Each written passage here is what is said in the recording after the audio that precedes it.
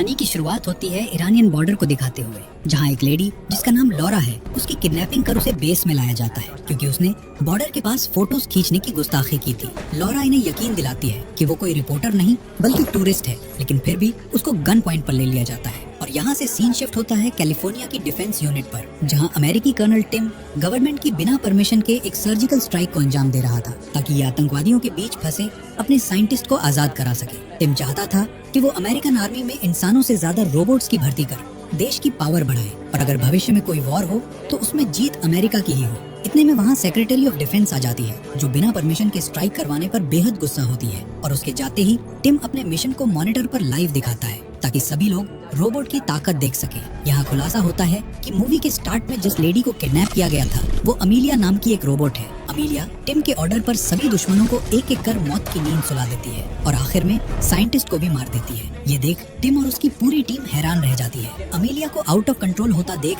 Tech team उसे shut down करने की कोशिश करती है, पर इनकी हर कोशिश नाकाम हो जाती है। अमीलिया जल्दी से न्यूरोटॉक्सिन नाम की वैक्सीन चुराकर यहाँ से भागने लगती है और जाते वक्त अपने सारे डिजिटल फुटप्रिंट भी मिटा देती है ताकि उसे कोई ढूंढ न सके। इसके बाद हम केडी को एक काउंसलर के साथ देखते हैं जो 2 साल पहले मैगन रोबोट वाले इंसिडेंट को बता रही थी। मैगन 1 मूवी में केडी की आंट जेमा ने मैगन नाम का एक रोबोट बनाया था जो केडी की रखवाली कर सके, लेकिन धीरे धीरे मैगन रोबोट सेल्फ अवेयर होकर अपने आप सारे काम करने लगी और कई लोगों की मौत का कारण भी बनी। मैगन के अग्रेसिव बिहेवियर को देखकर जेमा ने उसके डेटाबेस को पूरी तरह से मिटा दिया था, लेकिन जो जाने मैगन ने ली उसका जिम्मेदार मानकर जेमा पर काफी सारे ट्रायल्स हुए, लेकिन कुछ समय बाद वो इस सब से आजाद हो गई। एक प्रेस कॉन्फ्रेंस के दौरान जेमा सबको बताती है कि हम मैगन के अंदर कुछ पॉजिटिव चेंजेस करके एक ऐसा एआई रोबोट तैयार कर सकते हैं जो हमारे काम को आसान बना सके। इसके बाद जेमा का ये प्लान सबको पसंद आता है और उसके इस नेक काम में साथ देता है साइबर सिक्योरिटी एक्सपर्ट क्रिश्चियन। दोनों पार्लियामेंट से एआई रेगुलेटरी बिल पास करवाने की कोशिश में लग जाते हैं ताकि अपने रोबोट वाले प्रोजेक्ट पे काम शुरू कर सकें।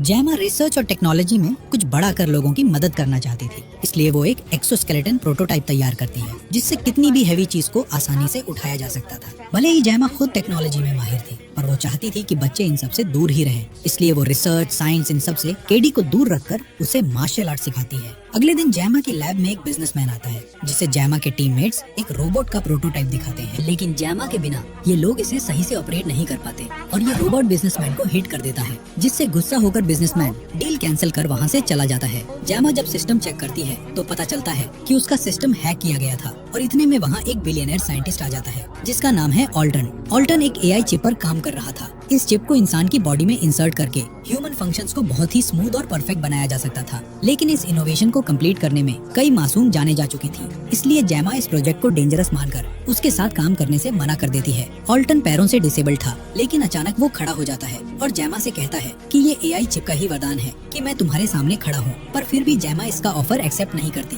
इसके बाद सीन शिफ्ट होता है एक शख्स पर जो होटल में चेक इन कर अपने रूम में कई सारे सूटकेसेस लाकर रखता है और हम देख पाते हैं कि एक सूटकेस में अमीलिया छुपी हुई है। अमीलिया जल्दी से बैग से बाहर निकलती है और बिना किसी रहम के इस शख्स पर हमला कर उसे मौत की नींद सुला देती है और वहाँ से भाग निकलती है। दूसरी तरफ हम जेमा को देखते हैं जिसे न्यूज से पता चलता है कि सरकार ने एआई रेगुलेटरी बिल के अंदर कुछ चेंजेस कर दिए हैं जो जेमा के प्रोजेक्ट के खिलाफ हैं, इसलिए क्रिश्चियन और जेमा थोड़े परेशान होते हैं। इधर केडी अपने रूम में जाकर एक फोटो उठाती है जो असल में एक टेक डिवाइस थी जिसमें एक कोड ट्रांसमिशन होना स्टार्ट हो जाता है। इतने में वहाँ जेमा आ जाती है और जब वो डिवाइस को देखती है तो उसे सिर्फ फोटो ही नजर आता है। रात में जब जेमा सो रही होती है तो उसे एक अलर्ट मैसेज मिलता है जिसमें उसे बताया जाता है कि आपको खतरा है, इसलिए आप घर से बाहर चली जाएं। और ये सब मेगन ही उसे बता रही थी। मेगन की मौजूदगी को महसूस कर जेमा बहुत ज्यादा परेशान होती है और इतने में कुछ लोग घर में घुस आते हैं जिनका सामना मेगन खुद करती है। कोई रॉड से टकराकर मारा जाता है तो कोई मेगन के इशारों पर आइस पर फिसलकर जख्मी हो जाता है, जबकि जेमा और केडी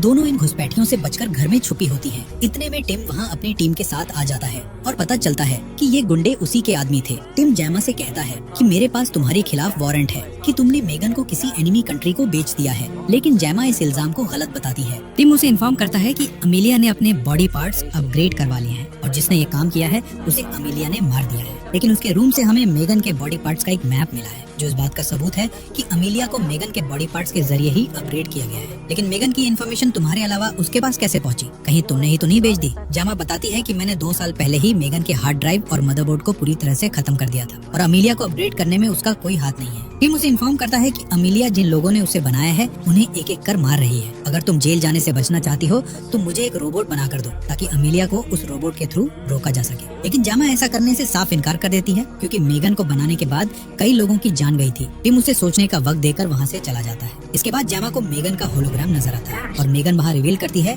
कि जब जेमा उसे डिस्ट्रॉय कर रही थी तो उसने अपने दिमाग का एक बैकअप स्मार्ट होम में सेव कर लिया था और तब से ही जेमा और केडी उसकी निगरानी में है। मेगन अपनी गलती एक्सेप्ट कर उसे कहती है कि मुझे एक बार मौका दो, मैं अमीलिया जैसी खतरनाक रोबोट को आसानी से खत्म कर सबको बचा सकती हूँ, लेकिन इसके लिए तुम्हें मुझे एक बॉडी देनी होगी। जेमा को फिर से मेगन को बनाना ठीक नहीं लग रहा था, इसलिए वो सोच में पड़ जाती है। अमीलिया से बचने का कोई और रास्ता भी नहीं था, इसलिए अगले दिन जेमा मेगन को एक टॉय रोबोट की बॉडी में ट्रांसफर कर देती है। लेकिन ये बॉडी बहुत ही छोटी थी जो मेगन को बिल्कुल पसंद नहीं आती। जेमा उसे समझा देती है कि जब तक तुम मेरा भरोसा नहीं जीत लेती तब तक तुम्हें इसी बॉडी में एडजस्ट करना होगा। अब मेगन अमीलिया के डेटा को चेक कर बताती है कि अमीलिया के अंदर ऑल्टन द्वारा बनाई गई बैटरी लगी हुई है जिन्हें रिमोटली डिस्ट्रॉय करने के लिए उन्हें कोड्स की जरूरत पड़ेगी और ये कोड्स मौजूद थे ऑल्टन के ऑफिस में। कोड्स हासिल करने के लिए जेमा आज रात ऑल्टन की पार्टी में जाने का डिसाइड करती है और रात में मेगन को साथ लेकर पार्टी में पहुंच जाती है और वहाँ हम अमीलिया को भी देखते हैं जो काफी सज धज कर आई थी। ये ऑल्टन को सेड्यूस कर उसके प्राइवेट रूम में पहुंच जाती है। अमीलिया बड़ी चालाकी से ऑल्टन की आइरिस को स्कैन कर उसके सुपर कंप्यूटर का डेटा अपनी मेमोरी में फीड कर लेती है। ऑल्टन उसे जब रोकने की कोशिश करता है तो अमीलिया उसे रास्ते से हटा देती है। इधर जेमा मेगन की मदद से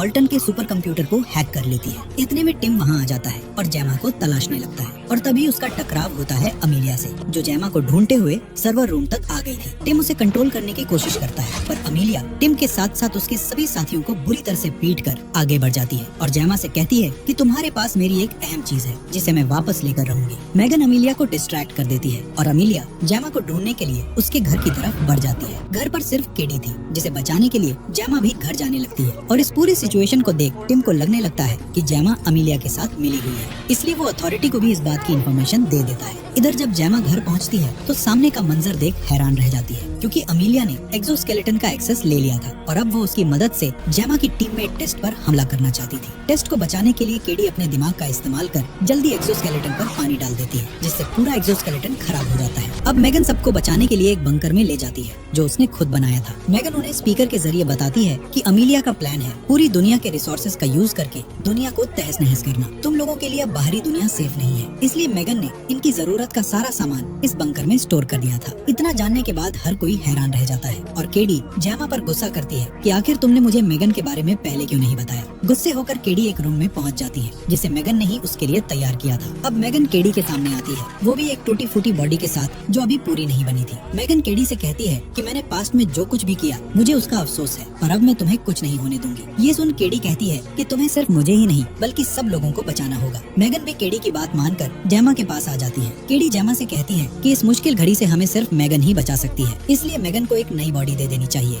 हालांकि पहले तो जेमा इसके लिए तैयार नहीं होती लेकिन फिर सबको बचाने के लिए मेगन को नई बॉडी देने का डिसीजन ले लेती है। इसके बाद ये सब मिलकर मेगन के लिए एक एडवांस्ड और अमीलिया से ज्यादा पावरफुल बॉडी बनाने में जुट जाते हैं। जेमा मेगन का फेस भी बदलने का सोचती है ताकि लोग उसे पहचान न सके, पर मेगन अपना फेस बदलने से मना कर देती है और मेगन को अपना पुराना फेस मिल जाता है। लेकिन उसे कंट्रोल करने के लिए जेमा उसके अंदर एक रेगुलेटर फिट कर देती है और इस तरह मेगन 2.2 बनकर तैयार हो जाती है। मेगन सबके सामने एक खुलासा करते हुए बताती है कि मुझे अमीलिया के अंदर से एक न्यूरल चिप मिली है जिसके अंदर कोई डायरेक्ट डिसीजन ट्री नहीं है बल्कि एक स्टोर्ड फाइल है। मेगन आगे बताती है कि 1984 में एक सर्विस बॉट बनाया गया था जिसे लगभग हर घर में इंस्टॉल किया गया था, लेकिन जल्द ही वो बॉट अपने मिशन से भटक गया और लोगों को मारने लगा जिसके चलते कंपनी को बंद कर दिया गया। पर कंपनी ने उसके बॉट के मदरबोर्ड को संभाल कर अब तक रखा हुआ है और अमीलिया उसे ही ढूंढने की कोशिश में लगी है ताकि वो बॉट का मदरबोर्ड हासिल कर उसके जैसे और भी कई सारे बॉट्स बनाकर अपनी ताकत में इजाफा कर सके और अपनी आर्मी के साथ सभी लिविंग थिंग्स का काम तमाम कर दे। अमीलिया का मकसद सिर्फ और सिर्फ इंसान और इंसानियत को खत्म करना था, लेकिन ये बॉट के बिना नामुमकिन था। बॉट के मदरबोर्ड की लोकेशन ना तो अमीलिया को पता थी और ना ही मेगन जानती थी, पर अमीलिया क्रिश्चियन के पीछे पड़ी थी क्योंकि शायद क्रिश्चियन कुछ खास इन्फॉर्मेशन जानता था। ये बात जेमा भी अच्छे से जान चुकी थी कि जब शाम को क्रिश्चियन एआई समिट में जाएगा तो अमीलिया भी उसे फॉलो करते हुए वहाँ जरूर आएगी, इसलिए सब लोग समिट में जाने का डिसाइड करते हैं और हम मेगन को देखते हैं जो अपना गेटअप चेंज करके समिट में आ जाती है। मेगन के आने की खबर टिम को भी पता चल जाती है, इसलिए वो भी अपनी टीम के साथ समिट में आ जाता है और मेगन को देख तुरंत उस पर हमला करने लगता है जिससे सब लोग डरकर इधर उधर भागना शुरू कर देते हैं। इस बीच अमीलिया भी वहाँ आकर क्रिश्चियन को अपने निशाने पर ले लेती है और अब मेगन भी उसके सामने आ जाती है,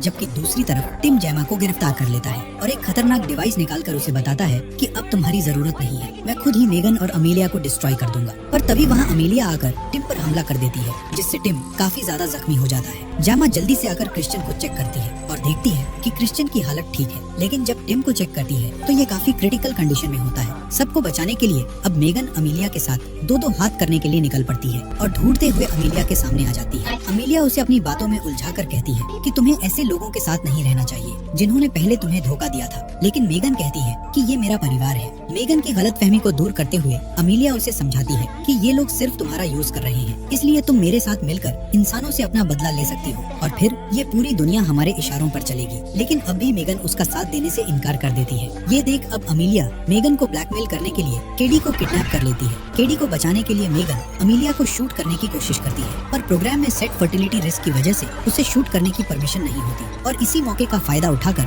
अमीलिया केडी को लेकर वहाँ से भाग निकलती है। मेगन बंकर में आकर सबसे कहती है कि केडी आजाद तभी हो सकती है जब हम अमीलिया को मदरबोर्ड देंगे। क्रिश्चियन जानता था कि उस मदरबोर्ड की मदद से अमीलिया और ताकतवर होकर दुनिया में तबाही मचा देगी, इसलिए वो मेगन को मदरबोर्ड देने से मना कर देता है। लेकिन मेगन उसे समझाती है कि हम उसके अंदर एक डिस्ट्रॉय सिस्टम लगाकर अमीलिया को खत्म कर देंगे, जिससे वो मदरबोर्ड का यूज नहीं कर पाएगी और केडी भी उसके चंगुल से बच निकलेगी। मदरबोर्ड के चेंबर में ह्यूमन हीटिंग का सिस्टम लगा था, इसलिए मेगन क्रिश्चियन के फिंगरप्रिंट वाला हाथ उसे दे देती है और मेगन के कहने पर उसकी बॉडी में से रेगुलेशन चिप भी निकाल देती है। मेगन उसे ट्रस्ट दिलाती है कि अब वो कुछ भी गलत नहीं करेगी। इसके बाद मेगन कोल के साथ फैसिलिटी के अंदर दाखिल होती है और बस तभी मेगन का जेमा से सिग्नल टूट जाता है। जेमा सबको बताती है कि अमीलिया के अंदर डिसीजन लेने की पावर नहीं थी, इसलिए मेगन ही उसे कंट्रोल कर रही थी और साथ ही हम लोगों की भी अच्छी बनकर रह रही थी ताकि हमारी मदद से वो मदरबोर्ड तक पहुंच सके। जेमा कहती है कि मैं जानती थी मेगन धोखा दे सकती है, इसलिए मैंने उसके हाथ पर EMP चिप लगा दी थी, जिसका रेडियस आसपास की इलेक्ट्रॉनिक चीजों को खत्म कर सकता है। लेकिन क्रिश्चियन उसे EMP चिप का स्विच प्रेस करने से मना करता है और टेस्ट को